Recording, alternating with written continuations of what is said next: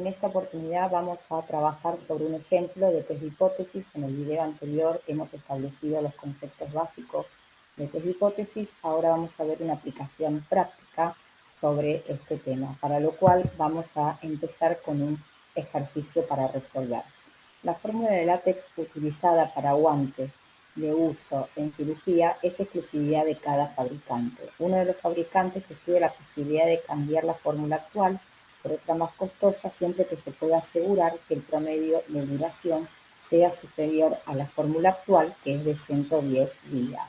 Con lo cual, lo que estamos diciendo es que esta persona, si este fabricante, lo que nos está pidiendo es que para evaluar el cambio de fórmula de látex, lo que necesito asegurar es que el promedio de duración sea mayor a 110 días. Si es mayor a 110 días, entonces este fabricante estaría dispuesto a cambiar su fórmula de látex. Mientras que si ese promedio de duración de la fórmula actual resulta ser menor o igual al 110, entonces en ese caso no cambiaría la fórmula de látex. Se fija un 5% la probabilidad de cambiar equivocadamente la fórmula se fija en un 5% la probabilidad de cambiar equivocadamente la fórmula actual por la nueva fórmula. Por otro lado, se sabe que el desvío del tiempo de duración es de 25 días y se piensa que no se modificará con la nueva fórmula. La decisión se tomará extrayendo una muestra de 21 guantes y controlando la duración promedio de la misma. Bueno, cuando uno lee un ejercicio, lo que primero que tiene que hacer es identificar qué datos tiene y cuál es esa decisión a tomar. En este caso, lo que yo conozco, el valor de referencia actual, sería el de 110. Conozco que esta fórmula de látex tiene un tiempo de duración promedio de 110 días.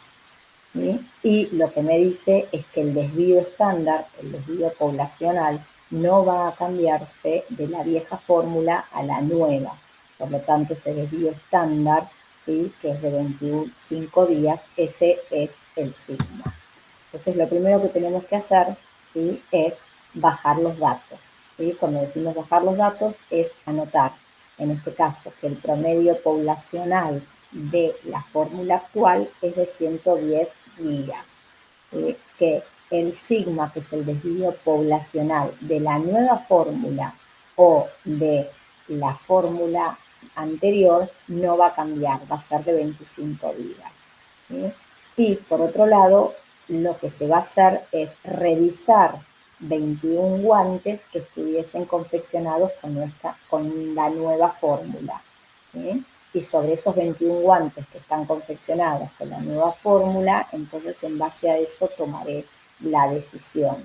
¿Sí? ¿Cuál sería la decisión o la problemática que se está pensando? Yo quiero saber si la nueva fórmula, los guantes de látex van a durar más de 110 días. Entonces, lo que uno dice es que en las hipótesis plantearía, si el promedio es mayor a 110 días, entonces eso hace que yo tenga que cambiar la fórmula. Recuerden que en la teoría dijimos que en la H1, que sería la hipótesis alternativa, uno escribe aquello que quiere probar. Lo que yo quiero probar es que la fórmula se va a cambiar. Entonces, para probar eso, ¿sí?, necesito que el promedio de duración de los guantes hechos con la nueva fábrica o con la nueva fórmula supere los 110 días. Y la hipótesis nula, la hipótesis nula es que ese promedio sea menor o igual a 110 días. En ese caso, no voy a hacer ningún cambio de fórmula. Algo que les va a servir para que ustedes puedan reconocer cuál es la hipótesis alternativa y cuál es la hipótesis nula, lo que uno dice es que la hipótesis nula siempre es la que lleva el igual. ¿Sí? El igual, el menor igual, el mayor igual, pero siempre el igual tiene que estar en la hipótesis nula, nunca en la hipótesis alternativa. La hipótesis alternativa es lo que se pretende estudiar.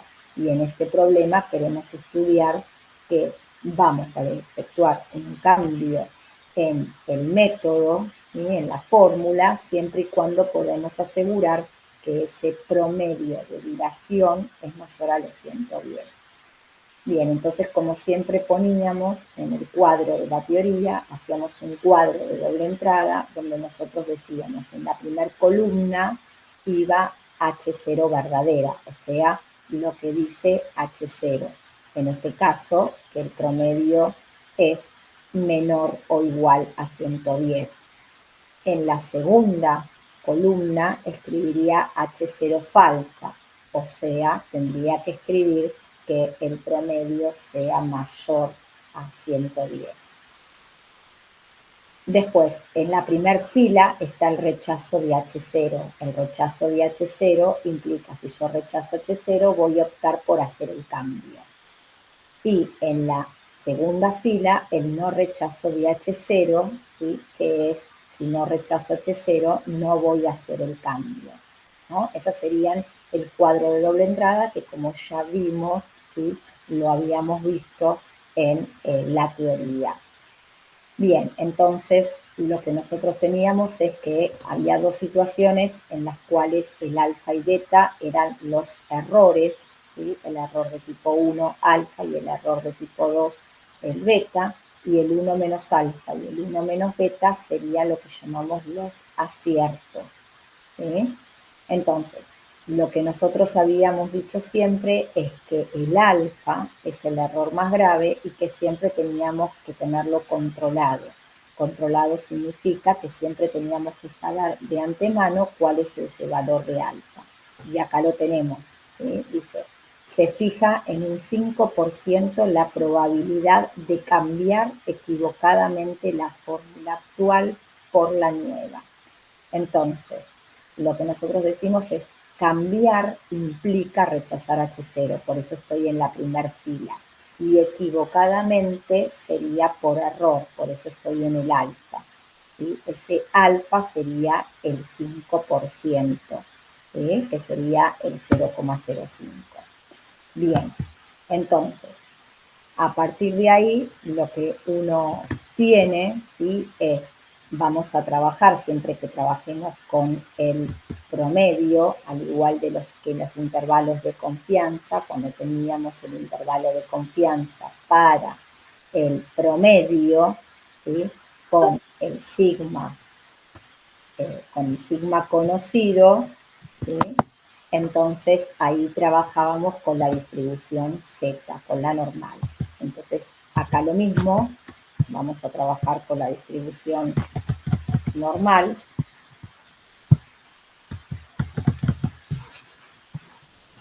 Me pasa.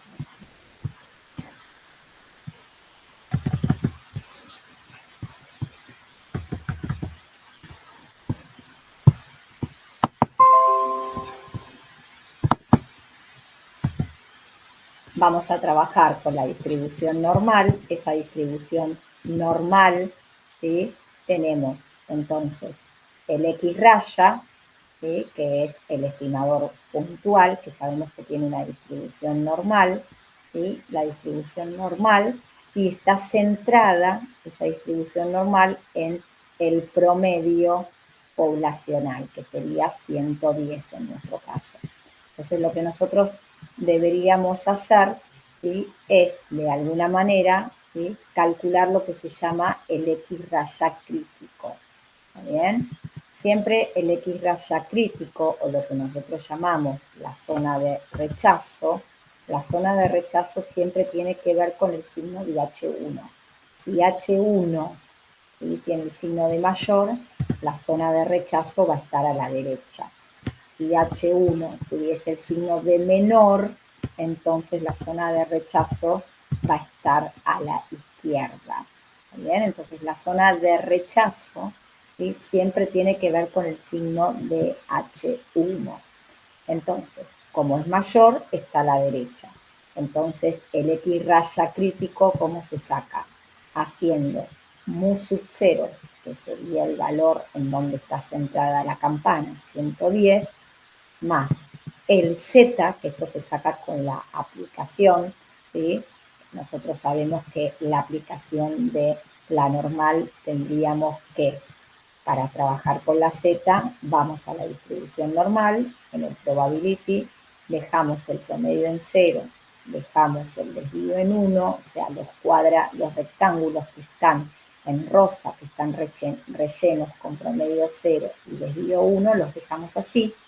Vamos al recuadro rosa que está abajo en la segunda fila y ahí completamos el menú de mayor, porque la zona de rechazo está a la derecha, completamos el mayor y ponemos el alfa, que sería 0,05. De ahí va a salir el 1,64485 por el desvío poblacional, que son 25, dividido n, que es el tamaño de la muestra, 21. Eso nos da 118,97. Ese valor es el X raya crítico. ¿Qué quiere decir eso? Que si esta muestra de 21 guantes arrojara un promedio que fuese mayor a 118,97, entonces yo tomaría la decisión de rechazar H0. Si el promedio de la muestra de los 21 guantes fuese menor a 118,97, yo tomaría la decisión de no rechazar H0. ¿Sí? Por eso hay dos conceptos, ¿sí? Mejor dicho 3, que son bien distintos y que por lo general suelen confundirlos. Uno es la condición de rechazo. La condición de rechazo es qué tiene que pasar con el X raya de la muestra para que yo decida rechazar H0. Entonces, en nuestro caso, el X raya que le corresponde a la muestra de 21 debería ser mayor a los 118,97 para entonces estar cayendo dentro de la zona de rechazo. ¿Bien? Esa es la pregunta que yo me tengo que hacer para establecer la condición de rechazo. ¿Qué tiene que pasar con la muestra de estos 21 guantes, ¿sí? Con el X raya de estos 21 guantes, para que yo decida rechazar H0? Entonces, en mi caso, por cómo están planteadas las hipótesis, tiene que ser mayor a estos 117. Bien, otra es la regla de decisión. ¿Qué decisión voy a hacer si rechazo H0? Entonces, si rechazo H0, ¿sí? Si rechazo H0 sería descartar H0 y quedarme con H1. Entonces la decisión que tomaría sería cambiar de fórmula. ¿Sí? Recuerden que los test de hipótesis están hechos para la toma de decisiones a nivel poblacional. Por eso es que en las hipótesis uno plantea parámetros. El mu. Estaría mal que yo plantee una hipótesis en donde ponga X raya, porque eso hablaría de una decisión muestral, no de una decisión poblacional. Bien. Entonces acá nos dice, la pregunta A estaría contestada porque dice, indique las hipótesis, la condición de rechazo y la regla de decisión que ya hemos, digamos, especificado. La pregunta B dice, calcule la probabilidad de efectuar el cambio si el promedio de duración con la nueva fórmula fuese de 122 días. Bueno, esta pregunta es clave. Cuando me pide la probabilidad, me está pidiendo alguna de estas 4 que aparecen en la tabla. ¿Sí? Como les dije, ¿sí? En la columna, en la primera columna, ponemos H0 verdadera, o sea que el promedio sea menor o igual a 110. En la segunda, que H0 sea falsa, o sea lo que dice H1, que el promedio sea mayor a 110. En la primera fila, el rechazo de H0. ¿Qué pasaría si yo rechazo H0? Como vimos, estamos dispuestos a hacer el cambio. Y si no rechazamos H0, retenemos la H0 y en ese caso no estaríamos dispuestos a hacer el cambio. Entonces, cuando a mí me piden una probabilidad, ¿sí? Yo siempre tengo que identificar dos cosas. ¿Cuáles son? Una es la decisión a tomar. Si yo quiero hacer un cambio, por eso está marcado con un óvalo la primera fila, porque el cambio está especificado en la primera fila. Si el promedio de duración con la nueva fórmula es de 122 días. Este es el nuevo promedio. El nuevo promedio es un valor mayor a 110. Por lo tanto, por eso está ovalado la segunda columna. Lo que me queda entonces, que la probabilidad que me están pidiendo es el 1 menos beta. Bien. Dicho esto, es lo primero que tengo que hacer, que es reconocer, ¿sí?, cuál es la probabilidad que me están pidiendo dentro de estas cuatro, que por lo general es el 1 menos beta o el beta, ¿sí? Una vez que yo identifico la probabilidad que yo quiero calcular, debo repetir el dibujo original. ¿A qué me refiero? A que la campana, digamos, de la normal, centrada en 110 y el valor crítico es de 118,97 y su zona de rechazo que estaría a la derecha.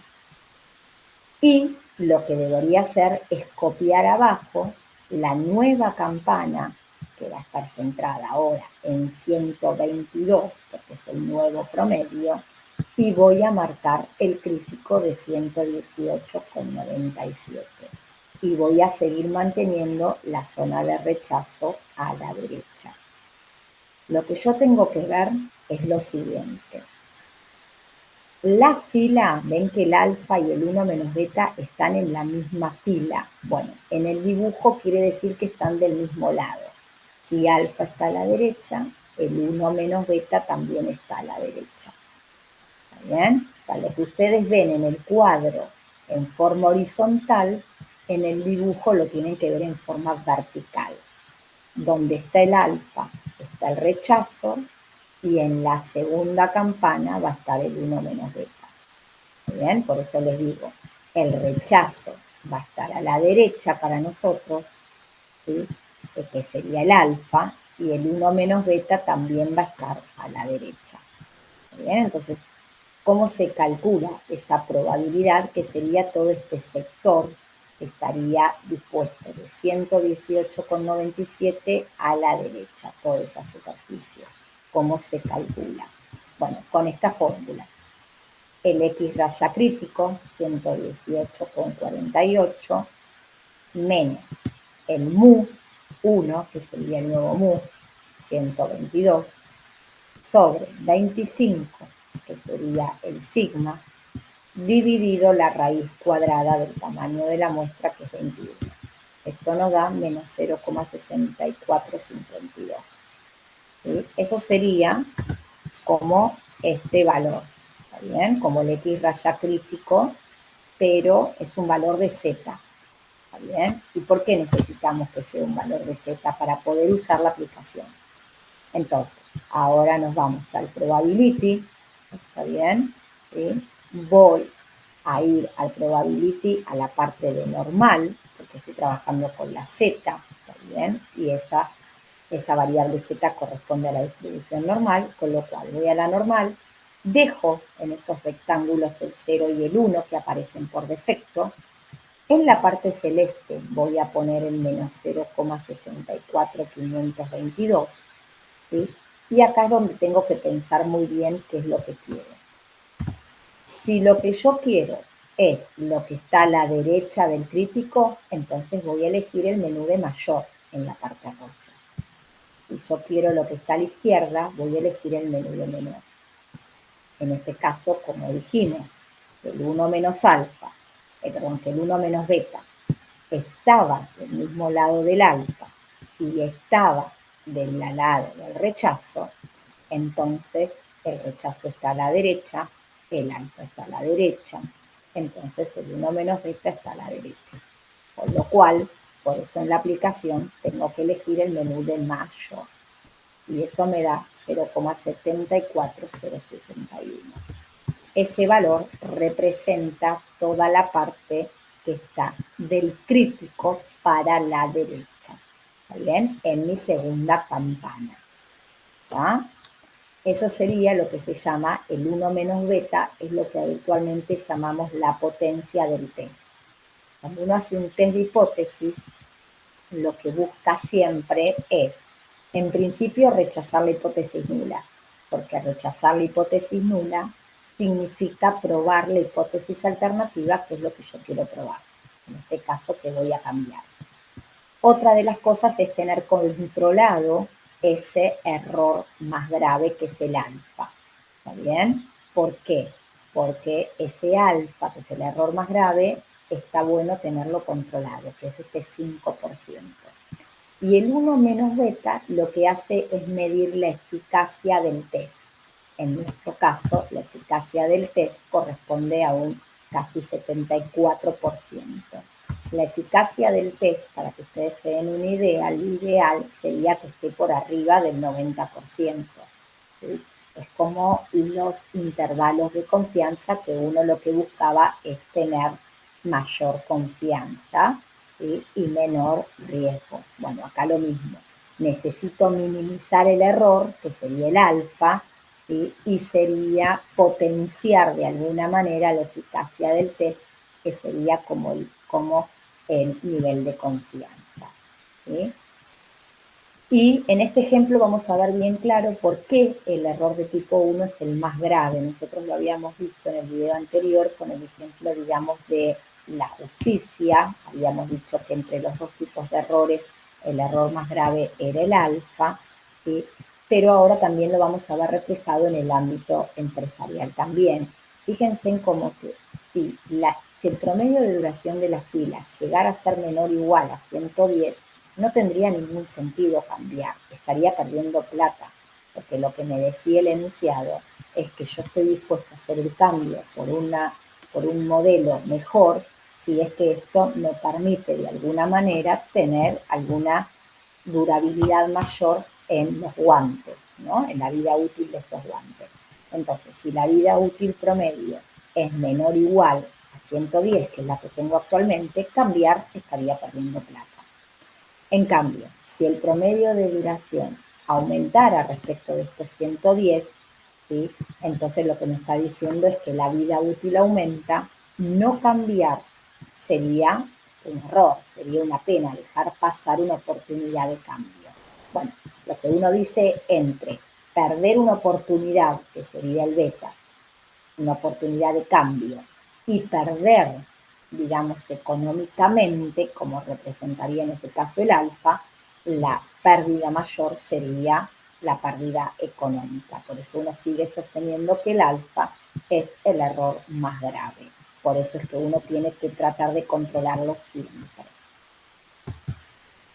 Bien, ahora lo que nos dice es, finalmente, lo que nos aparece en este ítem D es que esa muestra de 21 guantes arrojó un promedio de duración de 130 días. Entonces, recién ahora nos pregunta cuál es la decisión que podemos tomar. Esto es importante que lo tengamos en cuenta, ¿sí? ¿Por qué? Porque la decisión a tomar, la decisión para poder ser tomada, necesitaba saber qué es lo que pasaba con mis 21 guantes, que hasta el momento no me habían dado la duración promedio de esos 21 guantes. ¿Sí? Pensemos el cuadro de situación.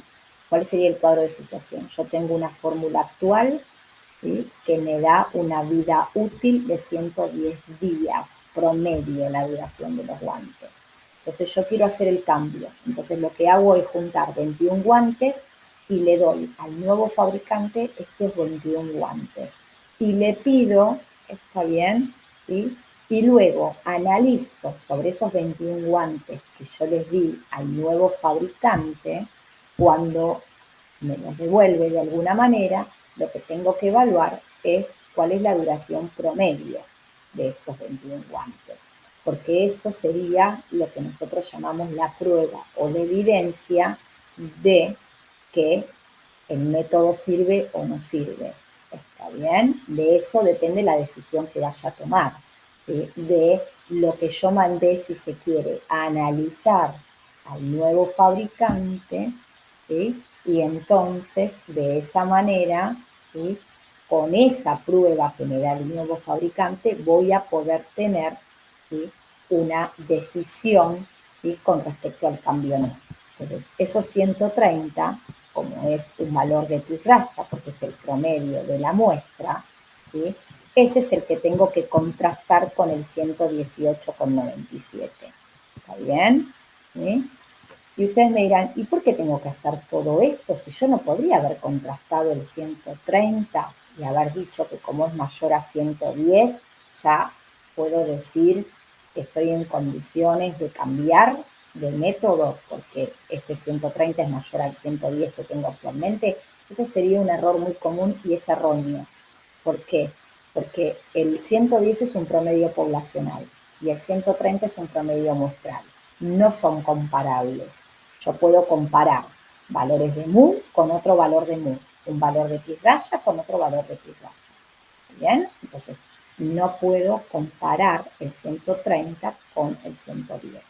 El 130, que es un valor de pi raya, lo voy a comparar con el 118,97, que es el valor de pi raya que se llama crítico. ¿Por qué? Porque a partir de ahí se divide el rechazo o el no rechazo. Bien, por eso se lo llama crítico.